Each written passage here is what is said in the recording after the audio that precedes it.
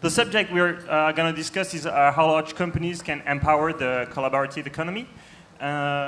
We have very, very, very big companies right here, like over 1,000 people, 100,000 people with La Poste and Orange in France. Yeah, 270? So that's very big. That's also very big.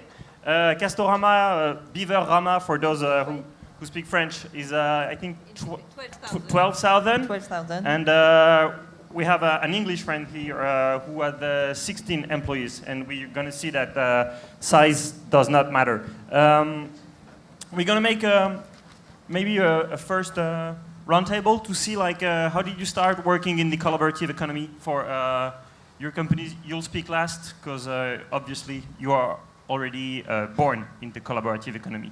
Véronique, maybe? Yeah, what was the rosebud? The beginning, it's a very simple story because first, when I arrived in Castorama in this role, I was aware, as I said previously, that we've missed the first internet revolution, and my intention was not to miss the second one. And then I have some people in the marketing organization in Castorama to find some people to talk to us. And we had a full day with some colleagues, and we had 4 or 5 speakers. One of those was Fabrice Epelmois, which is here today with us. And I remember, I will take it's a little anecdote, but I will tell you. So he made a presentation, and then we had a lunch. And at the lunch, we were discussing together, and we were in the middle of the Sunday affair. And he told me, you know, on this affair, you did it wrong completely. I say, okay, can you tell me more about that? And he told me about the fact that we should have used the social media instead of doing the press things. And so I said, okay, I think we can talk together. And then I met him another time, and I asked him, I understand that there were another word that I didn't know and that we didn't know as a company. And then I spent 5 days, 6 days, full day, and I asked Fabrice to help me to meet different people around this economy, which, what I say, I met some people from Fab Lab, I met some people all over makers, real makers.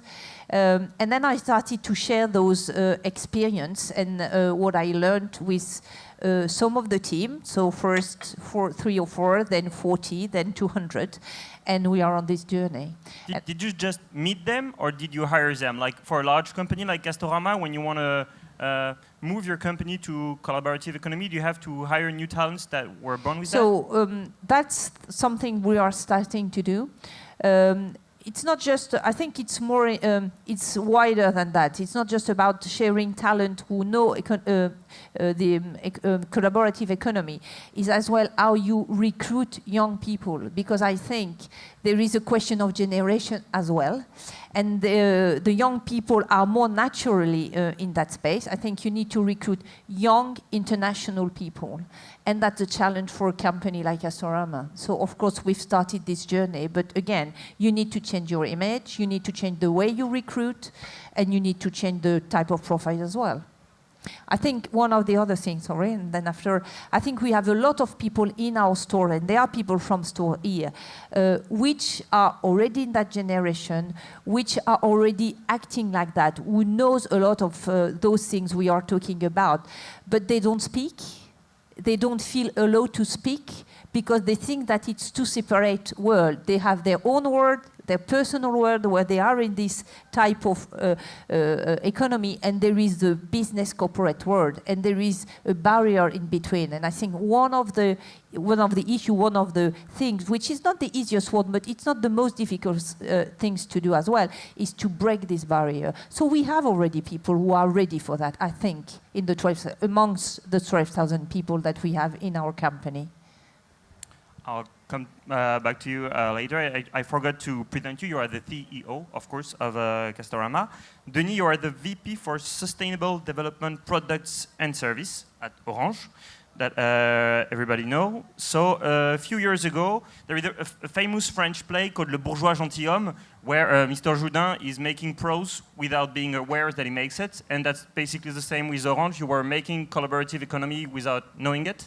Yes, we did it maybe since the very beginning when we started our activity, by the way.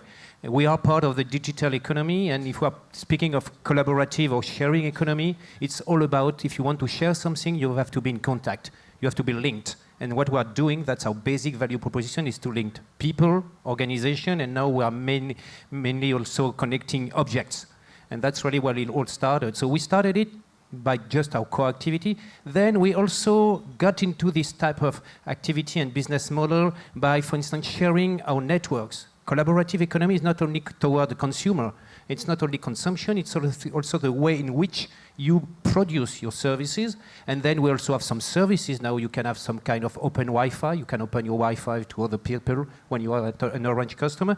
That's a second step. And third step, now we are in a more formal approach, and that started also from a CSR approach. We have been listening to our stakeholder, looking at the weak signal beyond classical marketing, seeing all this new business model raising, circular economy, service economy, collaborative economy, and that is all based on information, which is our job again. So we have a role to play in that. And now we are developing a series of action to support that internally and externally. Where did it start the biggest? Because actually you told me that your sharing of network was much bigger in Africa than in Europe, for instance. Is there a region in the world leader for collaborative economy? Well, on that part, surely. Well, the point is, it doesn't make sense on an economic and technical and environmental sense to deploy several networks when you have a low density of population in an area. So the basic thing is to share the network with our competitor. And most of it is being done in Africa, but we also have it in France.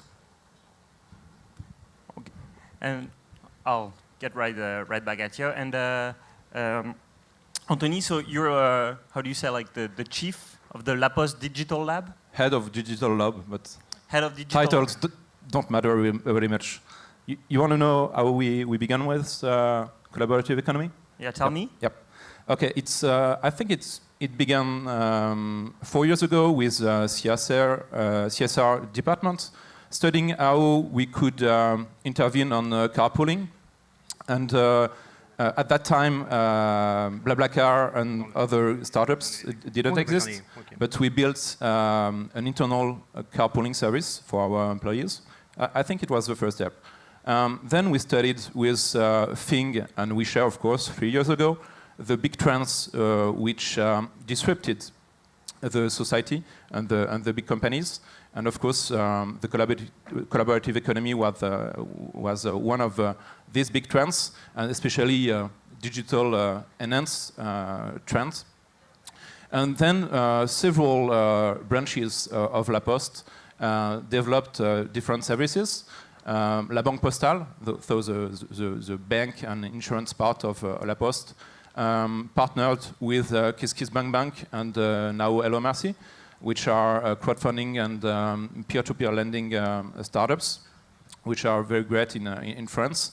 We have built also digital identity that you can discover on the entrance of Ouishare Fest over there.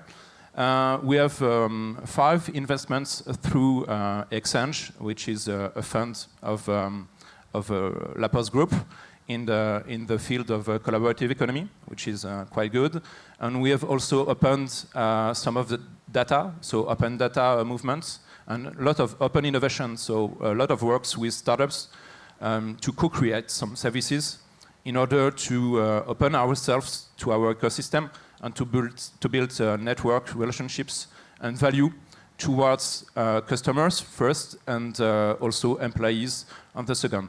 So our main focus also is to analyze and to experiment some new ways of organizing and working inside the company while being more collaborative, open with each employee. We saw it with Véronique that the collaborative economy started at Castorama from the head, like the CEO. How were you CEOs of big companies implied into this new strategy? Well, it may be more obvious maybe for us because when we met Ouishare 3 years ago, we instantly found ourselves because we share some common values that are trust, people trust La Poste because it's an old company and we are 100% public-owned company. So it's very important for citizens, for customers, and for employees. We have also the proximity. We are everywhere in France, in every territories, and our main purpose is to build links between people with the proximity, with the mailman, with the post offices. And for us, collaborative economy is a good way to reinvent our traditional activities with mixing the digital services and the physical facilities. Could you say the same stuff, Denis? Because Orange is supposed to be more trusty than the other concurrents, which we will not quote. Well, that I would not compete on trustfulness with others, but certainly what we are doing now is moving from this global approach I was mentioning into more detailed action, working in a collaborative way with the other players.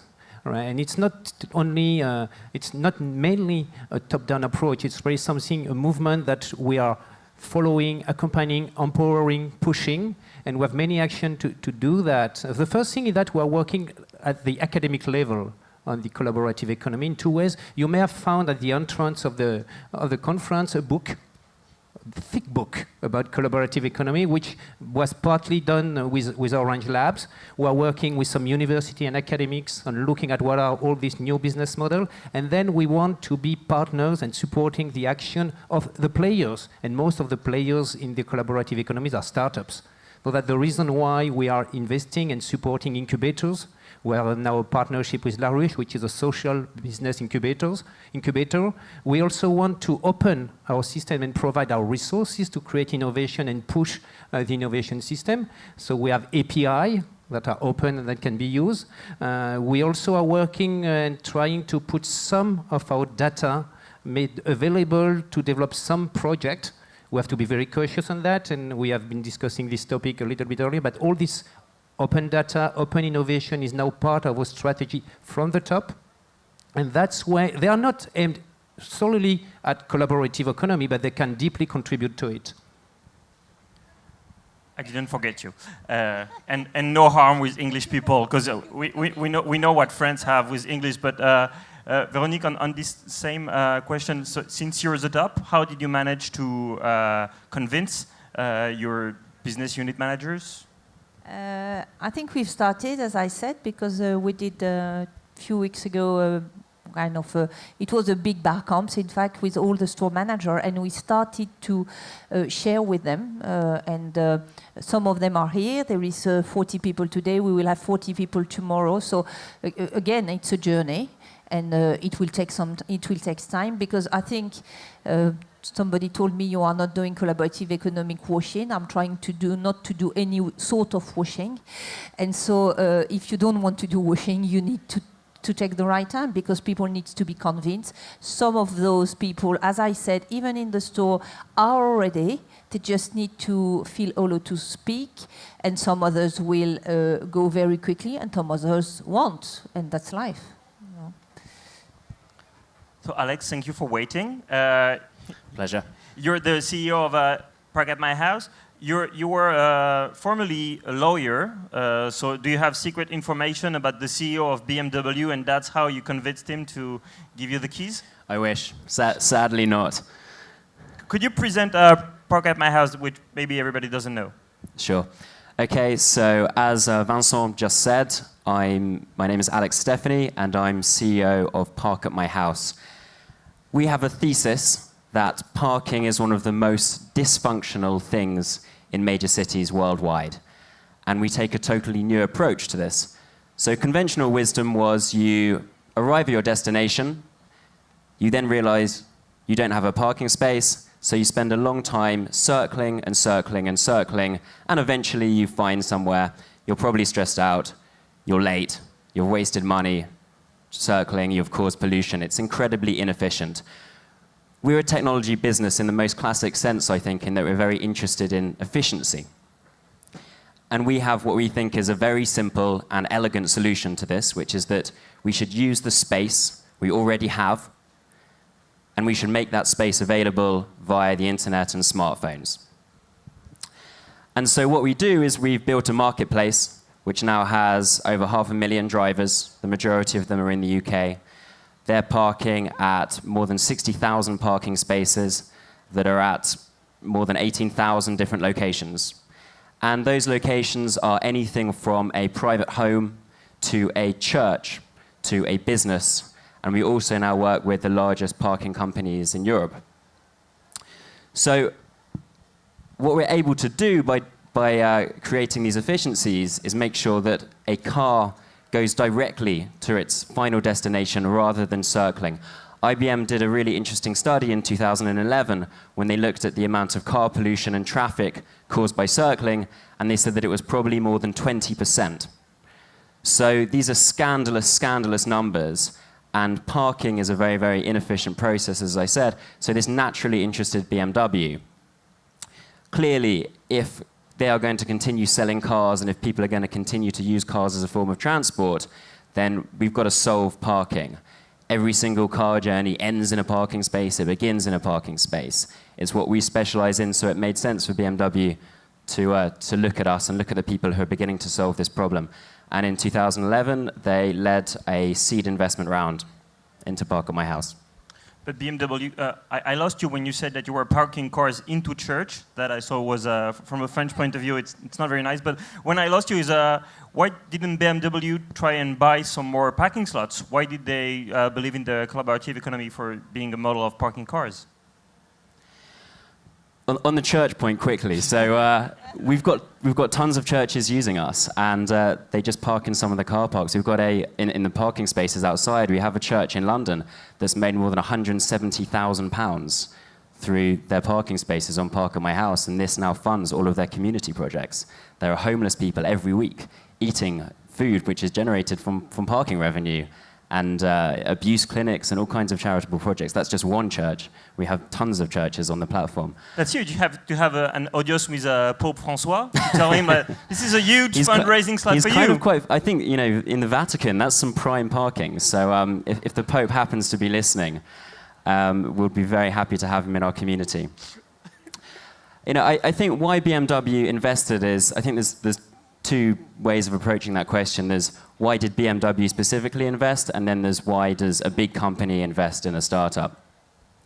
So maybe just to take the second question first, you know, I think there are some generic reasons. A big company is a little bit like an oil tanker. It's huge, it has a huge amount of momentum, and of course it's very hard to change direction quickly. But the world changes very, very quickly. And it might be that in some of the spaces or some of the shipping lanes, if you like, to continue the analogy, where some of these oil tankers are moving, they need to change very quickly. This oil tanker needs to become a plane or a submarine before it crashes into something. And that's very, very hard. So actually what you can do as a large company is you can outsource some of that innovation, and that can be quicker than doing it yourself. And there are certain concrete reasons why it's very hard to do that yourself. If you are a very, very large company, you might not have the right people that you need to create that change very quickly. The sorts of people that apply to ParkAtMyHouse are probably quite different to the sorts of people that apply to an organization with hundreds of thousands of people.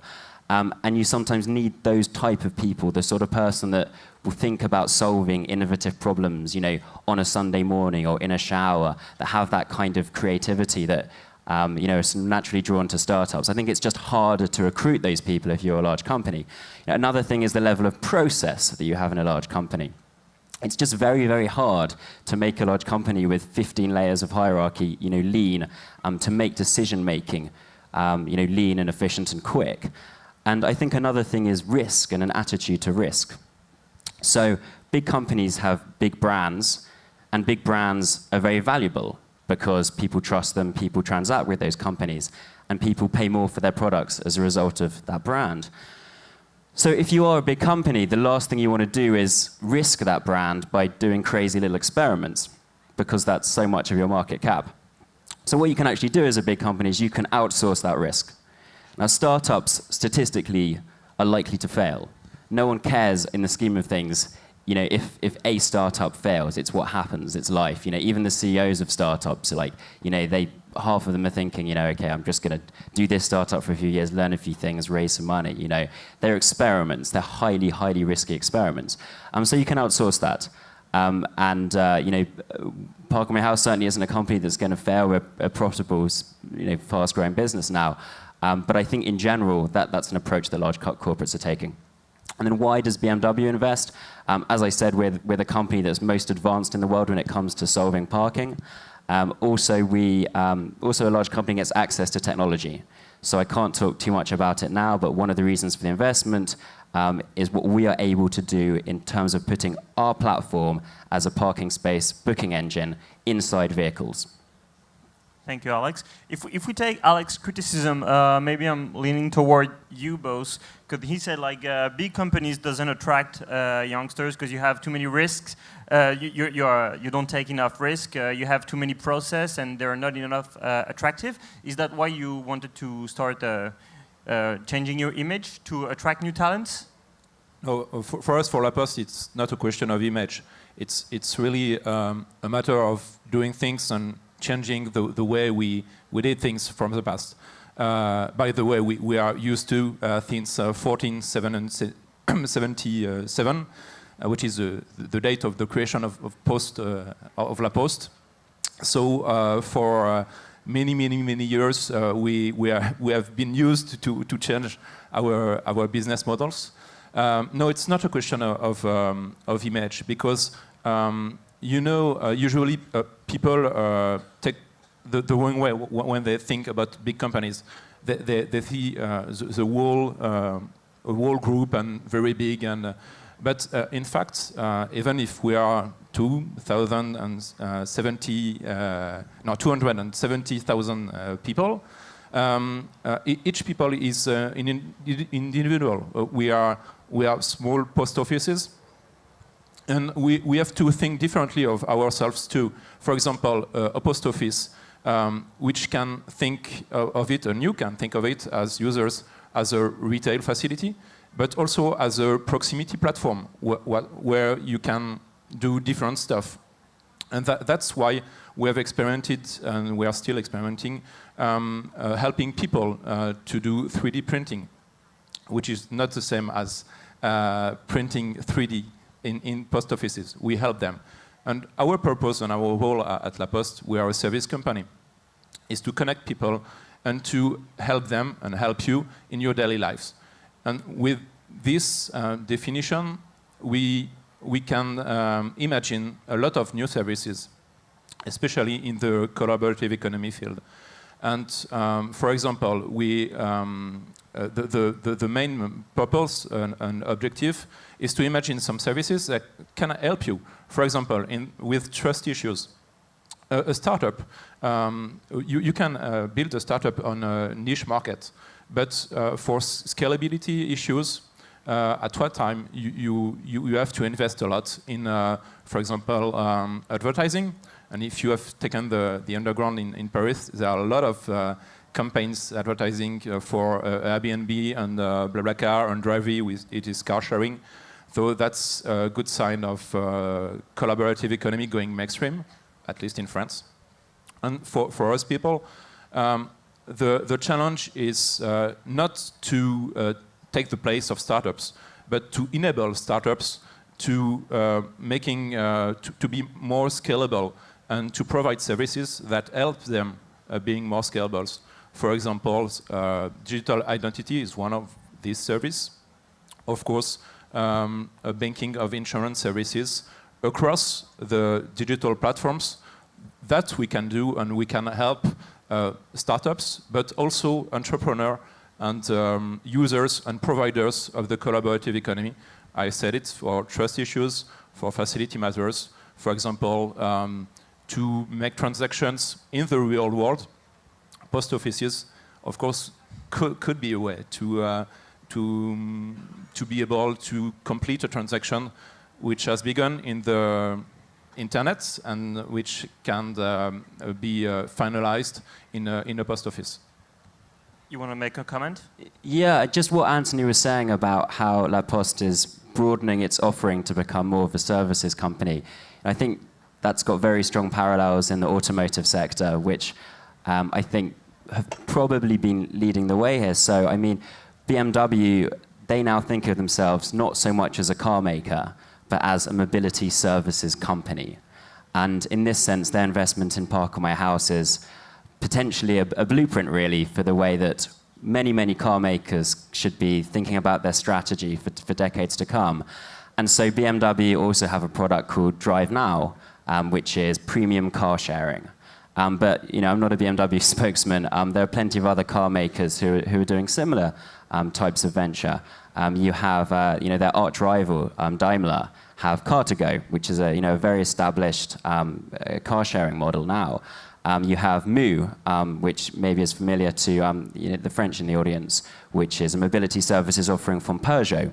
Citroën have something called Multi-City. So I think what all these moves, if you like, have in common is that these large businesses know that their sector is going to change an awful lot, and they have a very, very big head start. So they're thinking, actually, how can we operate in a way that will de-risk us, if you like, from whatever structural change will happen in the coming years? Well, if you get bored, you'll be a wonderful spokesman at BMW. I would like to add something, because I think what you've just saying is really true, as that's one of the issue of the big companies, and I think definitely what the BMW is doing is exactly what we want to do, what we are trying to do. I think there is still two questions that personally we haven't solved yet, and the question of the economic model, because when you are doing that, it changes your economic model, and that's a key issue for us as company. And the second question is about employment, because it changes, the type of, we were talking about Airbnb or your company, even a smaller company. When you look at the number of people that they employ, the number of employees that they have is very low. So it forces us, and it's not just us as leaders of company. I think it's broader than that. It's a question for the government, for the whole world to see how the idea of employment will change in the future. And I think this economy will have a massive impact on that. And if we are not, and it can be a pessimistic effect, or you can cope with it and make it something positive. But that's something we should be looking at. How come you didn't have the pessimistic point of view, which is we kind of know generally the French point of view? We're supposed to have a pessimistic side of life. Just behind there is a... I hope I'm not French. Well, there is a French economist called Claudia Sénic, which has the theory of economy of happiness, and we are like the last one. We are behind Iraq. But behind there is a camp, Castorama camp, where we have makers and working on woods. And if everybody was starting to make their own wood and their own furniture, that could be a problem for your retail. So how come you didn't become pessimistic about that? I don't think that's the point, basically, because I think, I was discussing with people who were saying, are you thinking about renting stuff? But if you rent stuff, you will sell less. I think that it's not a question anymore. It will happen. So there is the question for us is not to fight against that, because in average, you use a power drill 7 minutes a year. Is there a point to have a power drill? If you take it from just a rational point of view. So I think those things will happen. The fact that some makers will do some their own products with material, even from a business point of view, they will have to buy the material somewhere, so we can sell this material. I don't think that's where I am. I think that this question about employment is when people are making things, are sharing, which is the principle. So they are, BlaBlaCar is a good example. People are giving something or are exchanging something to somebody. The reality, if you look at the numbers, and I'm talking about facts, not about opinions, it creates a very little number of work. So I think in the way we are working today, and where you're right, it's probably more true in France than in other countries, and especially in the States. But in your life, you have, 20 years ago, you had one job. Today, you are 5, 6, 7 jobs. And I think in the future, probably the structure of the way people will work will change. So you will have different jobs at the same time. I don't know. That's absolutely not possible in the French legal frame today. But you know, it's big impact on employment, and that's a big issue, not just for France, for all countries. So. You wanted to add something? Yeah. What do you think?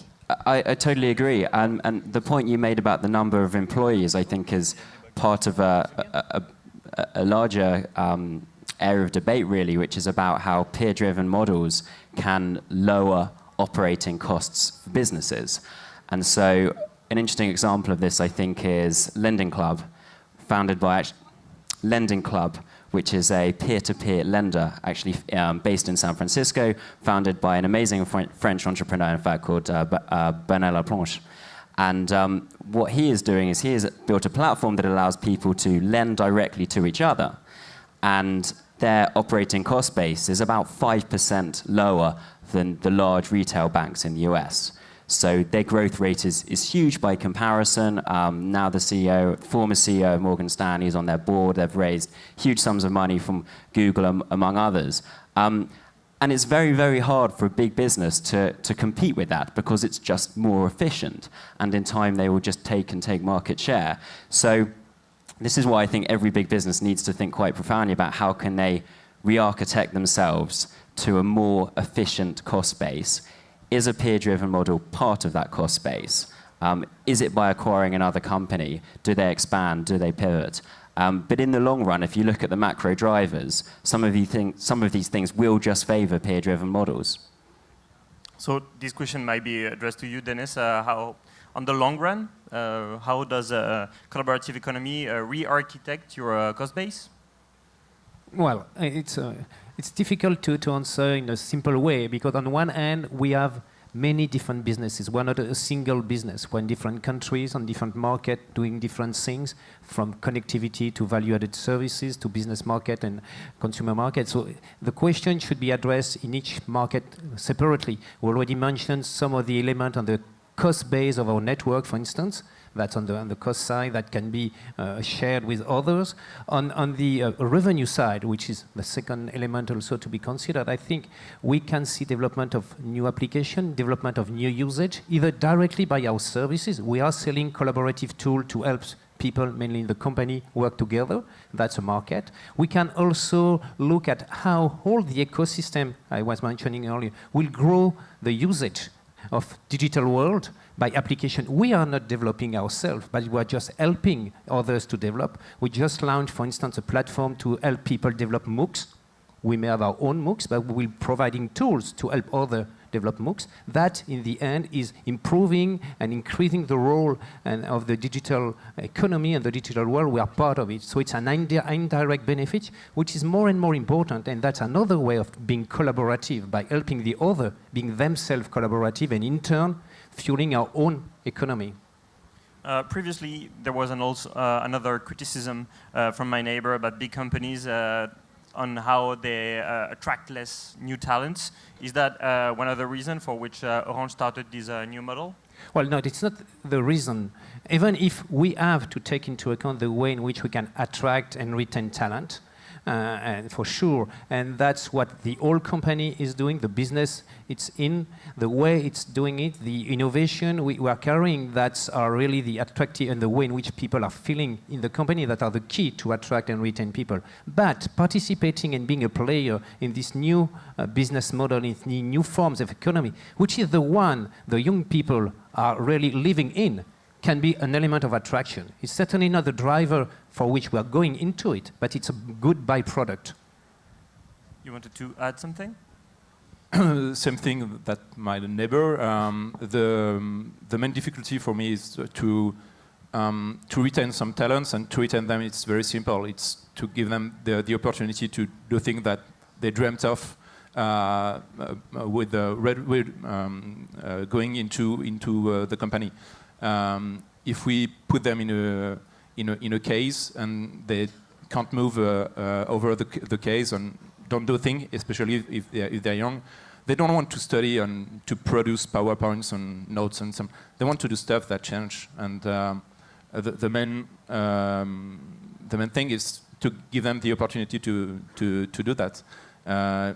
It's not often easy in big companies because we are a structure and it's sometimes difficult. But it's the responsibility of each manager, and I begin with myself. I'm no longer young anymore, but I have some very young talents in my team. So if I can't succeed to give them responsibilities and ways to do stuff that they want to do and like, and we were speaking about fun later, and we can be serious while having fun, they will go away, and I will be of course sad, but also I will lose some great value in my team. So I think it's the baseline of BlaBlaCar. They have T-shirts like serious and fun. We're going to take one last round before we take some questions from the audience and try and make some perspective on looking on how the collaborative economy will impact your business model into the coming years. So you'll have a few seconds to think about that when my neighbor is going to speak about the future of his company. Maybe tell us a word of ParkAtMyHouse. Okay, yeah, sure. You have the mic. Okay, so yeah, Vincent thought it would be interesting to give you an example of the way that a peer-driven model like ParkAtMyHouse can have some quite unusual consequences, if you like. So I don't know how many of you are familiar with electric cars. How many people in the audience own or have driven an electric car? So that's much more than the average. That is much more. That's probably about a third, maybe. As you all know, and probably other people in the audience know, you have something called range anxiety. People don't want to get an electric car because they don't know where they can charge that car, and they're worried that they will just run out of electricity and stop in the middle of the road. And so it's very, very important that you have charging locations. And what we realized is that we have over 18,000 locations. Why don't we just put charge points on these locations and build a peer-to-peer charging network for electric cars? So we did this, and it's now the world's largest peer-to-peer electric vehicle charging network. There are around 650 charge points at people's homes. And there are a couple of huge advantages for this. From the government's perspective, it's massively cheaper. Previously, every single charge point had to be negotiated painfully with a local city authority.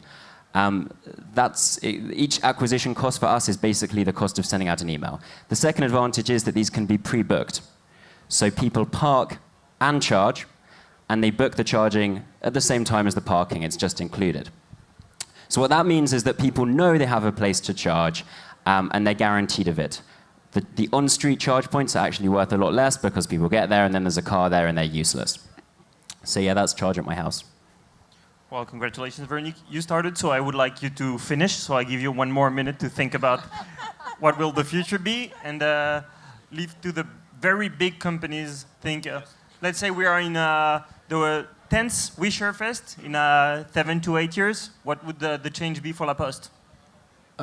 Well, if we succeed to develop a lot of services internally and externally, you will have seen that till 10 years from now, and I hope that we will be able to experiment a lot of new services on a small scale to enable us to test and to take those which works, and the other to get rid of them.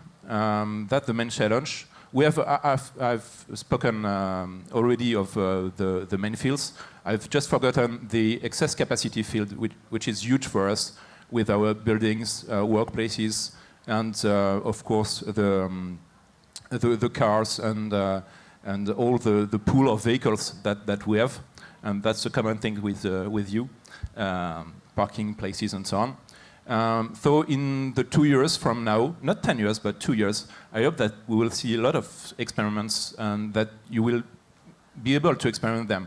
Either digital services, especially for the the individuals who can do stuff with and begin to be professional with like renting their place on Airbnb or organizing a ruche with La Ruche Kidiwi.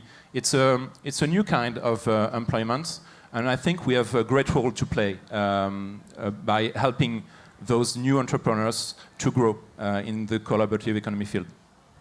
And Denis, what would you feel like? Maybe tell us a word about what you do with La Ruche, not La Ruche Kidiwi, but La Ruche. And what do you think will Orange future will be in 10 years? Maybe you will be the only remaining phone company in France after you have both Free and Bouygues? That's many questions at a time. So with La Ruche, well, La Ruche is an incubator focusing on social business in Paris. And we became recently one of the partners of La Ruche, which doesn't mean only financing La Ruche, but also accompanying the company that are being incubated in La Ruche, which means providing some of our knowledge to support them, especially when they're working in the digital array. And on the other end, bringing some of the knowledge and competencies from La Ruche to grow and maybe give some training to our own people in the company to be more on the entrepreneur side and on the social business side. So that's for La Ruche, which is one thing we plan to expand. Well, 10 years from now in the digital economy, it's so far we cannot imagine what it means. You know, it just came back 10 years ago for what it was, both as a company for ourselves and the industry. It's too much difficult. What I would say about 5 or 7 years from now, well, Orange will still be providing infrastructure. 5G, 6G, I don't know what will be the generation at that time, fiber networks, possibly with sharing the investment with other players. That's one thing, that's core business. Then I believe that we will be working in many new areas. Well, smart cities, smart energy, all that type of thing, healthcare, we already are a little bit there. That will not be done by Orange alone, which means that we will be working with partners, which is another way of collaborating with other players in the various industries. Our innovation mode, which is already there, will be more and more open, getting other working with us, working with other, providing resources. This famous API I was mentioning, I don't know what it will be 5 years from now. For sure, we will be more and more involved in supporting and working with the ecosystem to support this new business model, and I don't know what they will be 5 years from now, again, based on the digital application that will be available at that time, but we will be partner and participating in that, and looking especially at how all this contribution to the development of the digital economy has a local impact. We are going to see coming back the importance of the territories on all the social issues, starting with the employment, which means that we will also be, and we aim at that, supporting the local employment. That's how far I can go for 5 or 7 or 10 years. Thank you, Denis, and we'll finish with you, Véronique. So I understood that 10 years is science fiction, but what will happen in 5 years, and what happens if I enter a Castorama store? I don't think that 10 years is science fiction, by the way. We don't know what will happen, but if you don't have this time scale in order to build those type of movement, you don't do anything. So, but that's another question. How it will impact Castorama business, what we were talking about, I think it will first impact our businesses in reality, which means that today we are just selling stuff to people, and we want in 10 years' time, we will probably rent product, we will provide services, we will put people let me give an example. So you will pay your cotization, for instance, for a year, and you will be able to go to a place to do DIY with people who will help you. So it will change the nature of our businesses. That's the first thing. The second thing, it will change our organization, because I don't think we can cope with this world being organized as we are today, which means a very hierarchical organization. You were asking the question of which grade. He was asking when we were preparing, quel grade êtes-vous? I think I'm a commandant en chef, and some of us.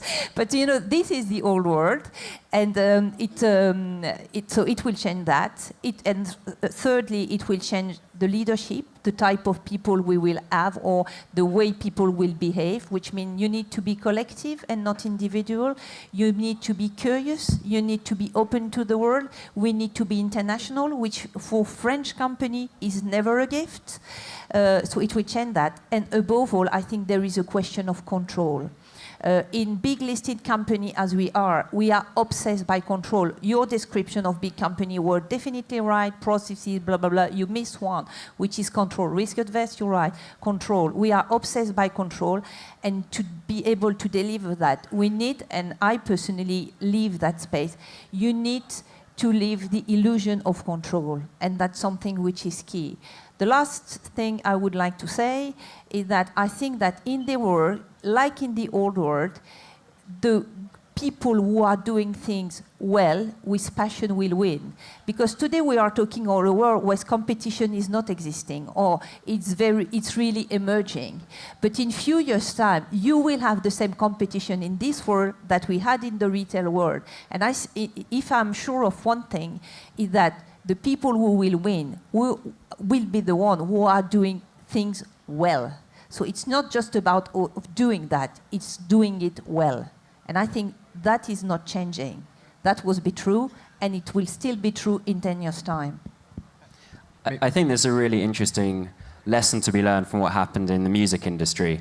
If you look at how for years and years the music industry fought against a whole series of innovations, from digital audio tapes to the MP3 player to Napster, and ultimately look at where they are now, actually they're not in a very good place. The technology companies have come in, they're taking their market share.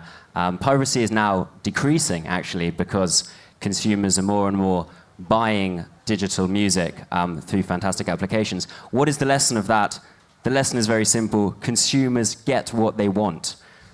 Ultimately, they get what they want. There may be court cases, but they get what they want in the end. So really, what big listed companies should be doing is giving consumers what they want as quickly and painlessly as possible. I mean, there's an example that springs to mind. Why is the hotel industry in the States mobilizing against peer-to-peer rentals and companies like Airbnb? Really, what they should be doing is saying, okay, here is demand. Here is demand for a service that we hadn't really acknowledged in its full form. Why don't we have an offering, let's call it, say, Hilton Homes, and we will rent large, beautiful luxury homes, and instead of selling a suite or a bedroom to an executive for a couple of nights, we'll rent them a Hilton home for thousands and thousands of dollars, and they can make a business trip into a family holiday. So I think it's just really important broadly that big companies see what consumers want and act on it very decisively. Well, thank you, Alex, who'll maybe transferring to Hilton in a couple of years to improve their collaborative economy or market. We saved a few minutes for a question from the audience, so raise your hand and you'll have a mic. There is one question right here in the middle. Could you present yourself, because we can't see you, so we have to know where the arrow is coming from. Okay, can you see me here? Yeah. Yeah. Good. Okay. Alex, right at the end there, you were saying these companies need to give consumers what they want. Often, what consumers want is something really cheap, and that comes at a cost to the environment, and that comes at a cost to society. And I feel sometimes these themes over the last day and a half haven't really been addressed. This is all great, we're sort of sharing stuff with each other, but we are the 1% in this room, yeah? The people who are sharing are the people who are privileged enough to own something. There's a huge portion of global society who doesn't own anything. And I think if we focus on this, trying to provide as cheap a consumer experience as possible, we're ignoring much larger issues of social justice and environmental degradation. I mean, I would agree obviously with the sentiment, but I would disagree with the strength maybe of the correlation you make between something being cheap and something being potentially worse for the environment. You know, in manufacturing, that's very often the case. You'll have stuff, you know, produced more cheaply with maybe, you know, toxic chemicals.